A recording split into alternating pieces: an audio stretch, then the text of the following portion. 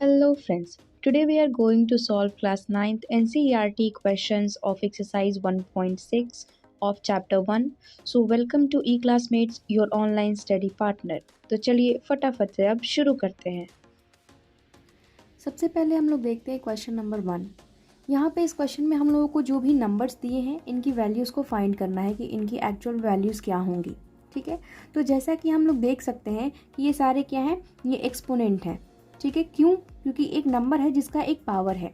ठीक है, तो ये सब क्या होते हैं, ये सब को एक्सपोनेंट्स कहा जाता है। ओके, जहाँ पे दो चीज़ें होती हैं, एक होता है बेस एंड दूसरा होता है पावर। नॉर्मल लैंग्वेज में हम लोग इसको पावर्स के नंबर्स भी कहते हैं। ठीक है, एंड इसको हम लोग बोलते कैसे हैं, that is 64 to the power 1/2, 32 to the power 1/5, 125 to the power 1/3। इस तरीके से हम इन नंबर्स को प्रोनाउंस करते हैं। ओके, तो यहाँ पे दो पैटर्न हम लोगों को देखने को मिलता है, एक पावर का और एक ये जो नंबर दिए हुए हैं इसका। ठीक है, तो बेसिकली ये जो नंबर्स होते हैं ना, ये होते हैं बेस। इसको हम लोग बेस कहते हैं in the language of exponents, और जो ऊपर में जो नंबर्स होते हैं उनको हम लोग बेसिकली पावर कहते हैं।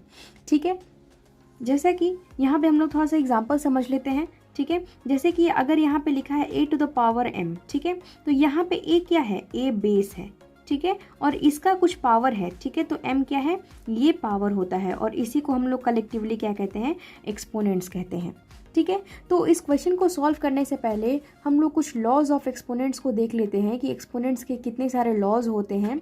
ठीक है, ताकि हम लोगों को सारे क्वेश्चंस को सॉल्व करना काफ़ी ज़्यादा इजी हो जाए। ओके, तो यहाँ पे हम लोग सबसे पहले कंसीडर कर लेते हैं ए और बी। ये क्या है, ये दो नंबर्स हैं। ठीक है, इसको हम लोग क्या बोलेंगे, ये बेस है। ठीक है, क्योंकि हम लोग एक्सपोनेंट्स में देखे हैं कि एक्सपोनेंट्स के टू कंपोनेंट्स होते हैं, एक बेस होता है। ठीक है, एक बेस होता है और एक पावर होता है, टू कंपोनेंट्स होते हैं। तो हम लोगों को दोनों ही कंपोनेंट्स को क्या करना है, लेट करना है, ताकि हम लोग लॉज ऑफ एक्सपोनेंट्स को अच्छी तरीके से समझ सकें। ओके, तो यहाँ पे जो a ग्रेटर देन 0 है एंड b ग्रेटर देन 0 है, इसका मतलब क्या है कि a और b एक ऐसा बेस नंबर है, ठीक है, जो क्या है, एक नेचुरल नंबर है। क्योंकि वो हमको वो सारे नंबर्स चाहिए जो क्या हों, वो एक पॉजिटिव नंबर्स हों। ठीक है, और पॉजिटिव नंबर्स क्या होते हैं, वो नेचुरल नंबर होते हैं। ठीक है, एंड वो जीरो भी नहीं होना चाहिए, यानी कि वो होल नंबर नहीं होना चाहिए, वो क्या होना चाहिए, जीरो से बड़ा, यानी कि वो नेचुरल नंबर होना चाहिए। ठीक है, तो यहाँ पे हम लोग क्लियरली देखते हैं कि ए और बी क्या है, ए और बी बेस है। इस एक्सपोनेंट में ए और बी क्या है, बेस है। एंड हम लोगों ने अगेन दो नंबर्स को माना है, m and n are rational numbers. ठीक है, ये m और n क्या है, ये पावर है। ठीक है, m एंड n क्या है, पावर है। ठीक है, तो बेसिकली एक्सपोनेंट के लॉज को समझने के लिए हम लोगों ने दोनों कंपोनेंट्स को यहाँ पे लेट कर लिया, बेस को भी मान लिया, पावर को भी मान लिया, और हम लोगों ने यहाँ पे टू डिफरेंट बेसिस को माना है, और यहाँ पे हम लोगों ने टू डिफरेंट पावर्स को भी हम लोगों ने माना है। ठीक है, तो सबसे पहला जो लॉ होता है वो होता है a to the power m इंटू a to the power n। ठीक है, यहाँ पे क्या है, ये दो बेसिस हैं। ठीक है, और वो दोनों ही क्या है, सेम बेसिस हैं, लेकिन इनके जो पावर्स हैं वो डिफरेंट हैं। ठीक है, और ये दोनों ही नंबर्स कैसे हैं, वो दोनों ही नंबर यहाँ पे मल्टीप्लिकेशन के फॉर्म में है। तो अगर हम लोग इसको रिजॉल्व करेंगे तो क्या आंसर होगा हमारा, a to the power m प्लस n, यानी कि हमारा बेस वही रहेगा, बट पावर जो है वो डिफरेंट पावर्स अब क्या हो जाएंगे, ऐड हो जाएंगे। ठीक है, नेक्स्ट क्या है कि अभी यहाँ पे सेम बेस था, पावर डिफरेंट था, लेकिन अभी ये दोनों ही नंबर्स मल्टीप्लिकेशन के फॉर्म में था। ठीक है, अब यहाँ पे क्या है कि बेस सेम है, पावर यहाँ पे डिफरेंट है, लेकिन यहाँ पे जो मल्टीप्लिकेशन था वो यहाँ पे है division, that is a to the power m by बाई a to the power n। तो इस केस में अगर इसको हम लोग रिजॉल्व करते हैं तो it becomes a to the power m minus n। ठीक है, यहाँ पे क्या हो जा रहे हैं, पावर सब्ट्रैक्ट हो जा रहे हैं। ठीक है, यहाँ पे क्या हो रहा था, मल्टीप्लिकेशन के केसेस में पावर ऐड हो रहे थे। ठीक है, नेक्स्ट हम लोग देखते हैं a to the power m and whole to the power n, यानी कि a का एक पावर m है और फिर उस पावर का भी एक पावर है n। ठीक है, तो इस कंडीशन में क्या होता है कि a to the power m इंटू n हम लोग सिंपली कर देते हैं। ये जो दोनों ही पावर्स होते हैं ना, वो क्योंकि यहाँ पे बेस सिर्फ एक ही है, पावर यहाँ पे दो अलग अलग हैं। ठीक है, तो जब सेम बेस होता है, पावर डिफरेंट होते हैं, एक ही नंबर्स होता है, तो उस कंडीशन में हम लोग क्या करते हैं, पावर्स को मल्टीप्लाई कर देते हैं। ओके, नेक्स्ट हम लोग देखते हैं a to the power m इंटू b to the power m। यहाँ पे भी हम लोग देख रहे हैं कि दो नंबर्स हैं मल्टीप्लिकेशन के फॉर्म में हैं, यहाँ पे भी दो नंबर्स मल्टीप्लिकेशन के फॉर्म में थे। ठीक है, बट डिफरेंस क्या था कि यहाँ पे बेस सेम थे, पावर यहाँ पे डिफरेंट था, लेकिन यहाँ पे कंडीशन क्या है कि बेस डिफरेंट हो गया है और यहाँ पे पावर्स क्या हो गए हैं, सेम हो गए हैं। ठीक है। तो जब यहाँ पे हम लोगों ने देखा था कि जब बेस सेम होता है तो उस कंडीशन में हम सिंगल बेस को रखते हैं और पावर्स को क्या कर देते हैं, ऐड कर देते हैं। बट यहाँ पे हम क्या करेंगे, यहाँ पे हम दोनों ही बेसिस को, जो दोनों डिफरेंट बेसिस हैं, उनको हम मल्टीप्लाई करके इसका पावर हम सेम कर देंगे, that is A B to the power M.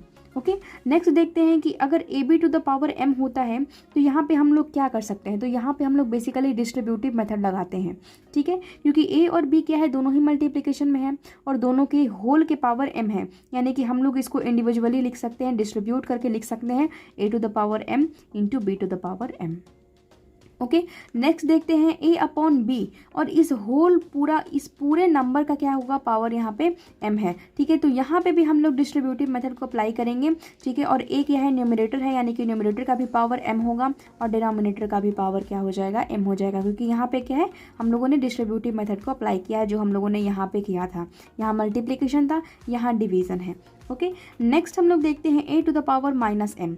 तो कभी भी अगर हम लोगों को पावर न्यूमरेटर के अंदर अगर हम लोगों को पावर नेगेटिव दिखता है and we have to change it into the positive power, तो हम लोग क्या करेंगे, इसका रेसिप्रोकल ले लेंगे, यानी कि उसको हम लोग क्या कर देंगे, 1 अपॉन कर देंगे, ठीक है। तो रेसिप्रोकल हम लोग कर देते हैं तो पावर क्या हो जाती है, पॉजिटिव हो जाती है। तो यहाँ पे हम लोग इसका अपोजिट केस भी ले सकते हैं कि अगर कोई पावर नेगेटिव है बट वो डिनोमिनेटर में है, तो अगर हम लोग उसका रेसिप्रोकल करेंगे तो वो डिनोमिनेटर में चला जाएगा एंड उसकी पावर क्या हो जाएगी, वो पॉजिटिव हो जाएगी। ओके, नेक्स्ट देखते हैं कि अगर किसी भी नंबर का पावर अगर 0 होता है तो उस पूरे नंबर की वैल्यू क्या हो जाती है, वो 1 हो जाती है, ठीक है। चाहे वो बेस कुछ भी हो, ए हो, बी हो, सी हो, कोई भी वेरिएबल हो, अगर उस वेरिएबल का पावर 0 होता है तो उस पूरे नंबर की वैल्यू क्या हो जाती है, वो 1 हो जाती है, ठीक है। तो यहाँ तक जो लॉज थे वो सारे एक्सपोनेंट पे बेस थे, जिसमें सिर्फ 2 कंपोनेंट्स था, बेस और पावर। बट यहाँ पे हम लोगों ने यहाँ पे 2 एक्स्ट्रा लॉज को रखा है, ठीक है, जो कि किससे रिलेटेड है, वो रेडिकल से रिलेटेड है, यानी कि रूट्स के नंबर से रिलेटेड है, ठीक है। तो यहाँ पे हम लोग देखते हैं कि अगर स्क्वायर रूट ऑफ ए है, ठीक है, ए क्या है, ए एक पॉजिटिव नंबर है, ए को हम लोगों ने पहले ही कहा है कि ये क्या है, ग्रेटर देन 0 होगा, ठीक है। तो यहाँ पे अगर ए है, ठीक है, एंड सिंपली हम लोगों को सिर्फ इस नंबर को अगर रिजॉल्व करना है, इस रेडिकल को अगर हम लोगों को रिजॉल्व करना है, तो यहाँ पे कंडीशन क्या है कि ये ए टू द पावर 1/2 हो जाएगा, ठीक है। अब यहाँ पे अगर ये क्यूब रूट होता तो यहाँ पे पावर क्या हो जाती, 1/3 हो जाती, ठीक है। तो इस तरीके से हम लोग रूट के नंबर्स को रिजॉल्व कर सकते हैं। बट अगर यही एक इक्वेशन के फॉर्म में हो तो क्या करेंगे, ठीक है, जैसे कि हम यहाँ पे देखते हैं कि रूट ए किसके इक्वल है, रूट ए बी के इक्वल है, ठीक है। यहाँ पे हम लोग सिर्फ एक नंबर को रिजॉल्व कर रहे थे, उसी नंबर में उसको हम लोग एज इट इज़ रख रहे थे, लेकिन अभी यहाँ पे क्या है, एक इक्वेशन बन गया है, that is root A is equal to B. Okay, तो यहाँ पे इस कंडीशन में ए की वैल्यू क्या होगी, इधर ये रूट होगी, ठीक है, तो राइट हैंड साइड जाके वो क्या हो जाएगी, स्क्वायर बन जाएगी। सेम अगर ये स्क्वायर है तो अपने लेफ्ट हैंड साइड आके क्या हो जाएगी, वो रूट हो जाएगी, ठीक है। वाइस वर्सा ये चीज़ें होती हैं, और ये भी रेडिकल बेस्ड था, ठीक है, यानी कि रेडिकल और एक्सपोनेंट से रिलेटेड क्वेश्चन था, इसलिए इस लॉ को भी मैंने यहाँ पे आप लोगों को बताने की कोशिश की है। ओके, तो इतने सारे बेसिकली लॉज होते हैं जो कि हमको काफ़ी हेल्प करेंगे इस पूरे एक्सरसाइज के क्वेश्चंस को सॉल्व करने के लिए। सो हम लोग यहाँ पे लॉज ऑफ एक्सपोनेंट को अब समझ चुके हैं, तो now comes to the solution of the question. Okay, तो सबसे पहले हम लोग देखते हैं 64 टू द पावर 1/2। ओके, जो हमारा सबसे फर्स्ट क्वेश्चन है वो क्या है, 64 टू द पावर 1/2। तो जब भी हम लोगों को इस टाइप का क्वेश्चन देखने को मिलता है तो इस टाइप के क्वेश्चंस को देख के घबराना नहीं है, ठीक है। क्यों नहीं, क्योंकि यहाँ पे सिंपली यहाँ पे अगर हम एक शॉर्टकट का यूज़ करें तो क्या कर सकते हैं कि ये हमको नहीं पता है कि ये नंबर किसका स्क्वायर है, ये नंबर किसका क्यूब है, अगर ये सारी चीज़ें नहीं पता है, ठीक है, तो हम लोग सिंपली क्या करते हैं, यहाँ पे एलसीएम निकालने की काम करते हैं, ठीक है। क्योंकि अगर वो इनिशियल स्टेज होता है तो उस वक्त समझ में नहीं आ पाता है कि कौन से नंबर का स्क्वायर कितना होगा, क्या चीज़ें कितनी होंगी, तो उससे अच्छा होता है कि हम लोग यहाँ पे क्या करें, एलसीएम निकाल लें, क्योंकि जैसे जैसे प्रैक्टिस हो जाएगा वैसे वैसी चीज़ें याद होती चली जाती हैं कि ये नंबर किसका स्क्वायर था, ये नंबर किसका क्यूब था। ओके, तो यहाँ पे हम लोग देखते हैं कि 64 का हम लोग क्या करते हैं, एलसीएम निकाल लेते हैं, ठीक है। तो यहाँ पे हम लोग देखते हैं 64 का एलसीएम, ठीक है। तो यहाँ पे हम लोग जब सॉल्व करेंगे इस तरीके से, क्योंकि एलसीएम आप लोग स्टार्टिंग से निकालते आ रहे हो, तो एलसीएम निकालना काफ़ी ज़्यादा इजी है और ये मेथड सबको पता होता है, ठीक है। तो यहाँ पे हम लोगों ने एलसीएम निकाल लिया। तो देखते हैं कि ये जो 2 है ये कितने टाइम्स रिपीट हो रहा है, 1 2 3 4 5 6, ये 6 टाइम रिपीट्स हो रहा है, यानी कि यहाँ पे क्या है, 2 टू द पावर क्या है, 6 है, क्योंकि टू क्या है 6 टाइम रिपीट हो रहा है, ठीक है। जैसा कि हम लोगों ने देखा है कि अगर कोई नंबर 2 टाइम रिपीट होता है सेम नंबर, तो हम लोग क्या करते हैं, यहाँ पे हम लोग इसका स्क्वायर कर देते हैं, ठीक है। अगर यहाँ पे हम लोग एक्सपोनेंट का रूल लगा कर देखें तो क्या कर सकते हैं, यहाँ पे a का पावर 1 था और यहाँ पे भी a का पावर 1 था, तो ये बेस सेम है, तो हम लोग पावर को क्या कर देंगे, ऐड कर देंगे, that is 1 + 1 that is equal to a to the power 2। तो इस तरीके से मल्टीपल्स को भी हम लोग यहाँ पे लॉज ऑफ एक्सपोनेंट से इसको जोड़ के देख सकते हैं कि वो किस तरीके से वो काम करती है, ठीक है। नाउ अब यहाँ पे क्या है, 2 कितने टाइम्स मल्टीप्लाई हो रहा है, 6 टाइम मल्टीप्लाइज हो रहा है, यानी कि यहाँ 2 टू द पावर क्या है 6 है, यानी कि 64 की जगह पे हम लोग क्या लिख सकते हैं, 2 टू द पावर 6 लिख सकते हैं। तो यहाँ पे सिंपली हम लोग क्या लिखेंगे, 2 टू द पावर 6, ठीक है। अब यहाँ पे 64 की जगह पे हम लोगों ने लिख दिया, बट यहाँ पे 64 का पावर भी था, क्या था, 1/2 था, तो यहाँ पे हम ये 1/2 भी पावर को यहाँ पे लिखेंगे, ठीक है। तो अब हम देख सकते हैं कि एक ही नंबर के दो दो पावर्स हो गए, बेस हमारा एक ही है बट पावर्स क्या है, दो दो हैं। तो इस तरीके के एक्सपोनेंट को कैसे सॉल्व करेंगे, तो इस तरीके के एक्सपोनेंट को हम लोग रूल नंबर 3 को यूज़ करेंगे, क्योंकि यहाँ पे बेस क्या है, एक ही है, बट यहाँ पे पावर दो अलग अलग नंबर्स थे। तो यहाँ पे सिंपली क्या था, बेस रख रहे थे और पावर्स को क्या करते थे, मल्टीप्लाई कर देते थे, यानी कि यहाँ पे क्या होगा, बेस एज इट इज़ रहेगा एंड पावर्स क्या हो जाएंगे, मल्टीप्लाई हो जाएंगे, ठीक है। तो यहाँ पे देख सकते हैं कि 2 से 6 डिविजिबल है, that is equal to 2 to the power 3, ठीक है। यानी कि 2 को कितने टाइम्स मल्टीप्लाई किया गया है, 3 टाइम्स मल्टीप्लाई किया गया है। इसको हम लोग इस तरीके से लिख सकते हैं और इसका आंसर क्या होगा, 2 2 ज़ा 4 2 ज़ा 8, यानी कि इसका आंसर क्या होगा, 8 होगा, ठीक है। और हम लोग इसको एक और तरीके से देख लेते हैं, क्योंकि यहाँ पे 64 किसका स्क्वायर होता है, ये सिंपल नंबर अगर हम लोग बोले तो ये 8 का स्क्वायर होता है, ठीक है। डैट मीन्स ये 8 की स्क्वायर हो गई, ठीक है, एंड उसका भी पावर क्या हो गया, ये 1/2 हो गया, एंड सेम ये पावर्स क्या हो जाएंगे, मल्टीप्लाई हो जाएंगे, ठीक है। यानी कि 8 टू द पावर 2 इंटू 1/2, तो ये डिविजिबल हो जाएंगे, तो 8 to the power 1 that is equal to 8। तो इस तरीके से भी हम लोग इसको सॉल्व कर सकते हैं, ठीक है। अगर आप लोगों को सिंपली नहीं पता है कि ये नंबर्स किसका डायरेक्टली स्क्वायर है, तो आप लोग इस तरीके से इसको एलसीएम निकाल करके भी सॉल्व कर सकते हैं, और आप देख सकते हैं कि यहाँ पे आंसर जो है वो सेम है, वो डिफरेंट नहीं है। तो आप किसी भी प्रोसेस का यूज़ करिए, आंसर आपका हमेशा ही सेम होगा, ओके। अब हम लोग सेकेंड को देखते हैं, ठीक है।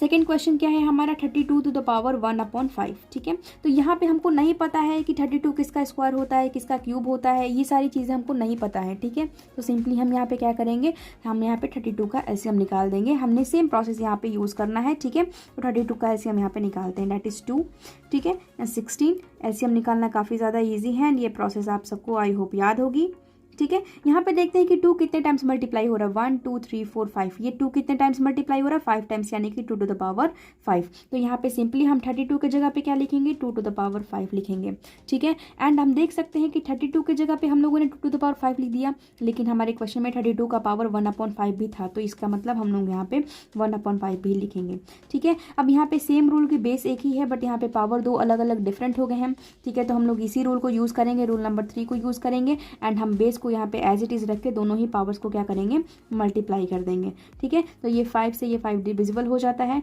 And that is equal to ये क्या हो जाए, 2 का power 1 and that is equal to 2, यानी कि 32 टू द पावर 1/5 की वैल्यू कितनी होगी, 2 होगी, ठीक है। अब हम लोग सेम प्रोसेस के थ्रू हम लोग थर्ड को भी सॉल्व कर लेते हैं, that is 125 to the power 1/3, ठीक है। तो सिंपली यहाँ पे जो बेस है इसका हम लोग एलसीएम निकालेंगे, 125 का क्या करेंगे, हम लोग एलसीएम निकालेंगे। तो निकालते हैं हम लोग, 5 से डिविजिबल होगा कितने टाइम्स, 25 टाइम्स, एंड फिर अगेन 5 से डिविजिबल होगा ये 5 टाइम्स, ओके। तो यहाँ पे देखते हैं कि 5 कितने टाइम्स मल्टीप्लाई हो रहा है, 1 2 3, ये कितने बार मल्टीप्लाई हो रहा है, 5 3 टाइम्स मल्टीप्लाई हो रहा है, यानी कि यहाँ पे हम लोग सिंपली क्या लिख सकते हैं, 5 टू द पावर 3 लिख सकते हैं, ठीक है। यानी कि अब हम लोग बेस के जगह पे, जो बेस 125 था उसके जगह पे अब हम लोग क्या लिख सकते हैं, 5 टू द पावर 3 लिख सकते हैं, ठीक है। एंड उसका भी पावर क्या था, 1/3 था, तो हम उसको एज इट इज़ लिख देते हैं। Now again using the third law of exponent, यहाँ पे क्या होगा, 5 का पावर, यहाँ पे बेस सेम है, पावर्स डिफरेंट है, तो हम क्या करेंगे, दोनों ही पावर्स को मल्टीप्लाई कर देंगे आपस में, ठीक है।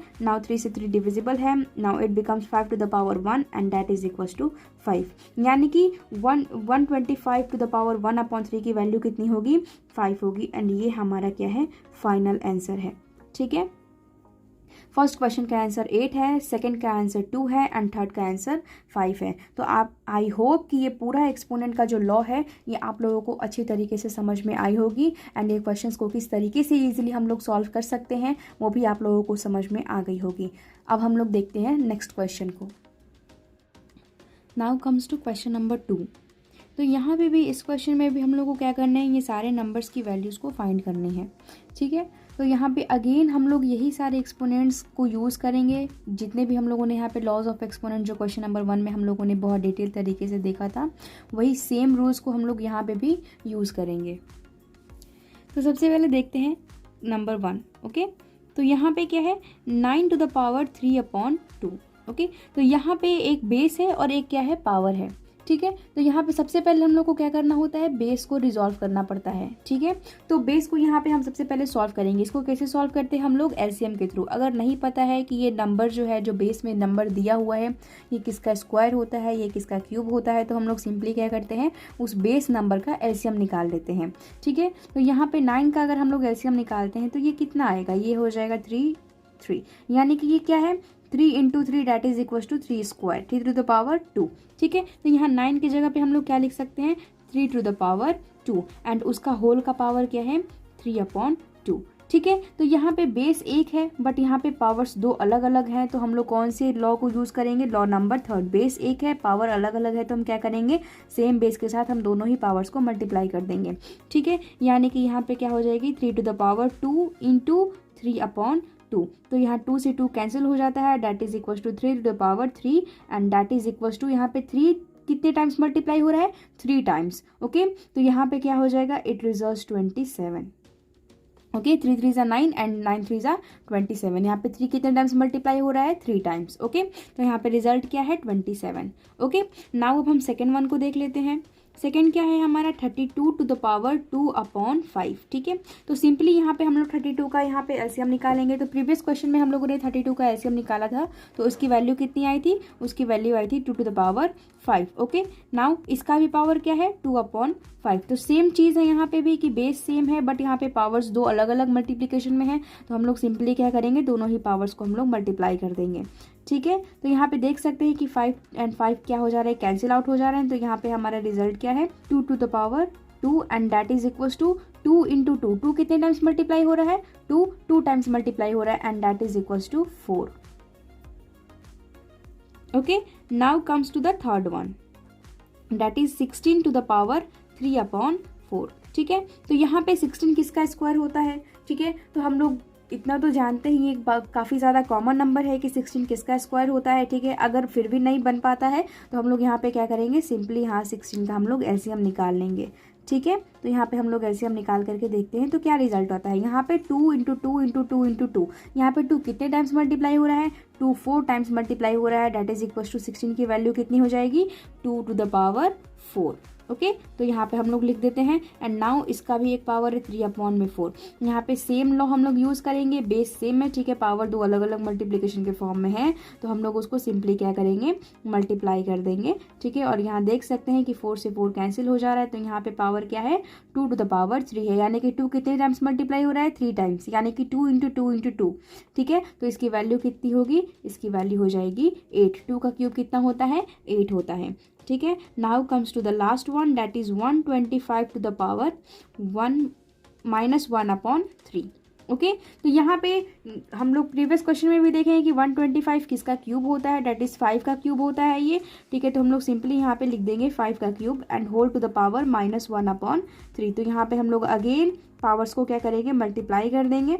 ठीक है, तो ये 3 से 3 यहाँ पे कैंसिल हो जाता है, एंड यहाँ पे क्या बचता है, 5 टू द पावर -1। ठीक है, और ऐसा हम लोगों ने यहाँ पे एक लॉ पढ़ा है कि अगर न्यूमरेटर के अंदर बेस का कोई माइनस अगर पावर है, नेगेटिव पावर है, तो उसका अगर हम लोग रेसिप्रोकल कर देते हैं तो वो पावर क्या हो जाती है, वो पॉजिटिव हो जाती है। तो ये न्यूमरेटर में है नंबर 5। ठीक है, अगर इसका हम लोग रेसिप्रोकल करेंगे, क्योंकि यहाँ पे डिनोमिनेटर में क्या है, 1 है। ठीक है, तो रेसिप्रोकल करने का मतलब क्या होता है, उसको अपोजिट कर देना। ठीक है, यहाँ पे न्यूमरेटर में 5 है, तो जब हम इसका रेसिप्रोकल करेंगे तो ये डिनोमिनेटर में चला जाएगा, यानी कि 1 ऊपर और 5 क्या हो जाएगा, नीचे। और जब हम लोग रेसिप्रोकल करते हैं तो जो पावर्स होती है वो क्या हो जाती है, नेगेटिव से पॉजिटिव हो जाती है। ठीक है, वो पॉजिटिव से नेगेटिव भी हो सकती है। ठीक है, जैसे ही हम लोग रेसिप्रोकल करते हैं वैसे ही जो साइन ऑफ द पावर होती है ना, वो चेंज हो जाती है। तो यहाँ पे न्यूमरेटर में क्या थी, sign of the power negative थी, तो जैसे ही हम लोग इसका रेसिप्रोकल करेंगे तो यहाँ पे साइन ऑफ द पावर क्या हो जाएगी, पॉजिटिव हो जाएगी, एंड इसकी वैल्यू कितनी होगी, 1/5। ओके तो देख सकते हो आप लोग कि हम लोग किस तरीके से ये सारे लॉज ऑफ एक्सपोनेंट्स को यूज़ करके हम लोग कितनी ईजिली तरीके से सारे क्वेश्चंस को हम लोग सॉल्व कर पा रहे हैं। Now comes to question number 3। तो यहाँ पे भी हम लोगों को सिंप्लीफाई करना है। बेसिकली यहाँ पे जो भी हम लोगों को नंबर्स दिए हैं इसको हम लोगों को सिंप्लीफाई करना है। ओके तो यहाँ पे भी सारे नंबर्स कैसे हैं, एक्सपोनेंशियल नंबर्स हैं, तो हम लोग सारे नंबर्स को सॉल्व करने के लिए हम लोग लॉज ऑफ एक्सपोनेंट्स का यूज़ करेंगे। ठीक है तो चलिए हम लोग स्टार्ट करते हैं सॉल्यूशंस बनाने। ठीक है तो सबसे पहले देखते हैं हम लोग पहला क्वेश्चन। ठीक है that is 2 to the power 2/3 into 2 to the power 1/5।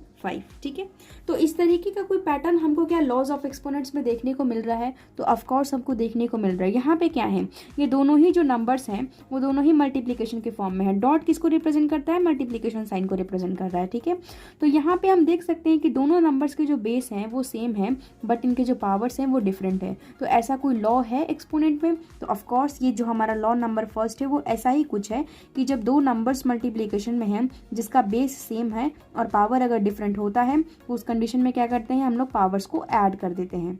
Okay तो यहाँ पे भी हम लोग क्या करेंगे, यहाँ पे हम लोग पावर्स को ऐड कर देंगे। That is 2 to the power 2/3 plus 1/5। हम अब इन दोनों नंबर्स को क्या कर देंगे, ऐड कर देंगे। ठीक है तो ये दोनों ही फ्रैक्शंस नंबर्स हैं। ठीक है तो इनका हम क्या करेंगे, यहाँ पे एलसीएम निकाल लेंगे। ठीक है एंड एलसीएम निकालने के बाद ये क्या हो जाएंगे, कुछ ऐसा हो जाएंगे। आई होप कि आप सभी लोगों को एलसीएम निकालनी आती होगी।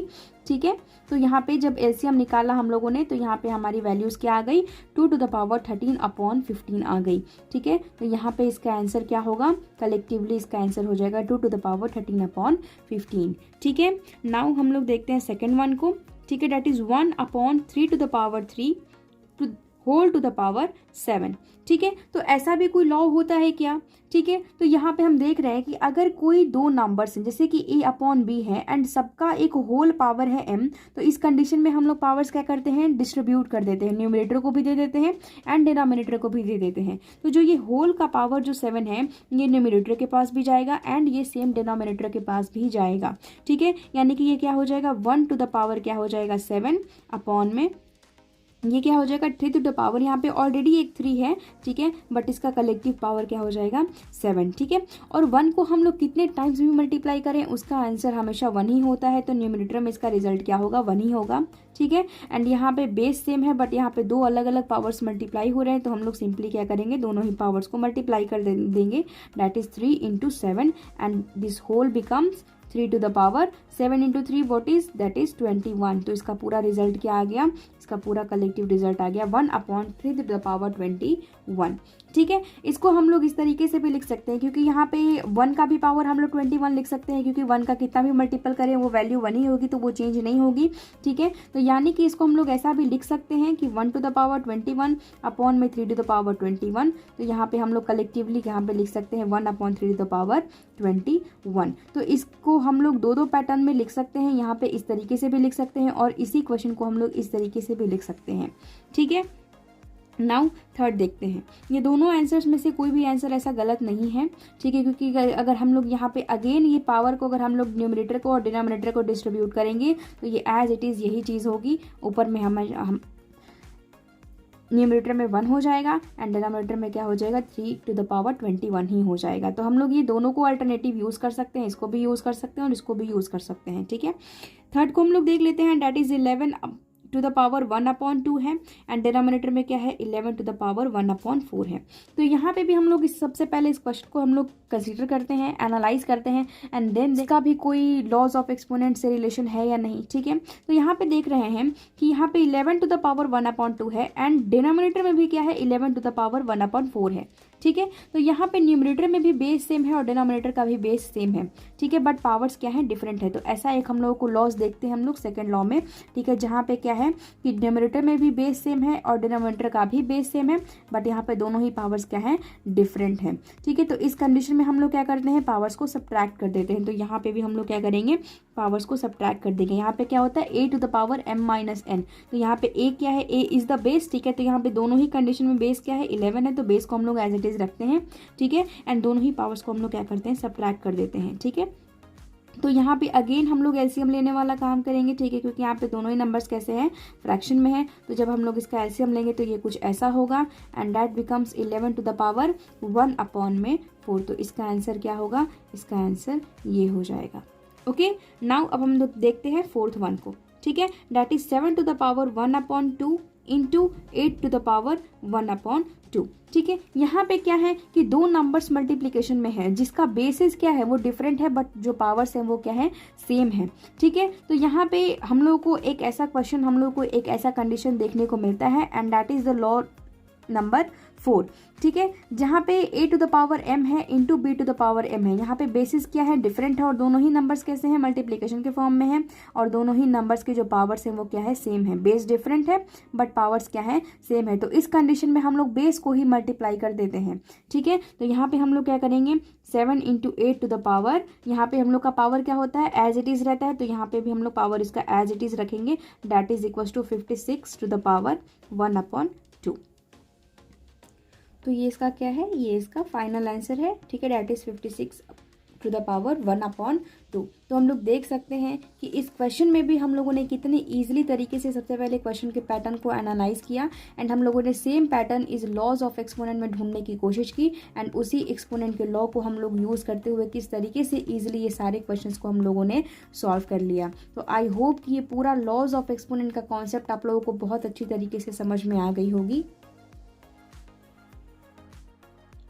तो आज के लिए बस इतना ही। हम फिर मिलते हैं नेक्स्ट क्वेश्चंस के साथ अपने अगले वीडियो में। तब तक के लिए अच्छे से पढ़ो, ध्यान से पढ़ो और क्वेश्चंस को कंप्लीट करो। अगर कोई डाउट होता है तो कमेंट सेक्शन में मेंशन करो।